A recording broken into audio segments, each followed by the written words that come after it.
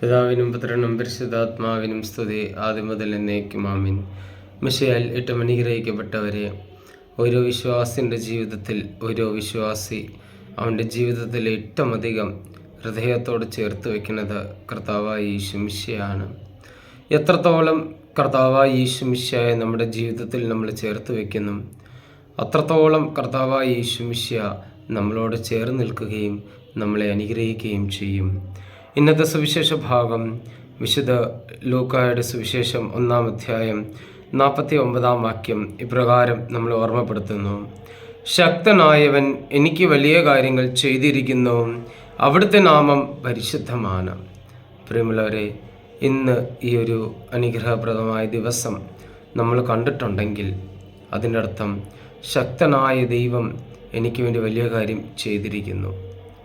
ഒരുപക്ഷെ എത്രയോ വ്യക്തികൾ ഇന്നത്തെ ദിവസം കണ്ടിട്ടില്ല. പക്ഷെ അതിൻ്റെ ഇടയിൽ നമ്മളെ ശക്തനാക്കുകയും ശക്തിയുള്ള ദൈവം നമ്മളെ കൂടുതൽ അനുഗ്രഹിക്കുകയും സ്നേഹിക്കുകയും ചെയ്തു. ഈ ക്രിസ്മസ് ദിനത്തിൽ നമ്മൾ മനസ്സിലാക്കേണ്ട ഒരു കാര്യം അത് തന്നെയാണ്. എൻ്റെ ജീവിതത്തിലെ ഓരോ ശ്വാസവും ദൈവത്തിൻ്റെ അനുഗ്രഹമാണ്. എൻ്റെ ജീവിതത്തിലെ ഓരോ ചലനവും അത് ദൈവത്തിൻ്റെ അനുഗ്രഹമാണ്.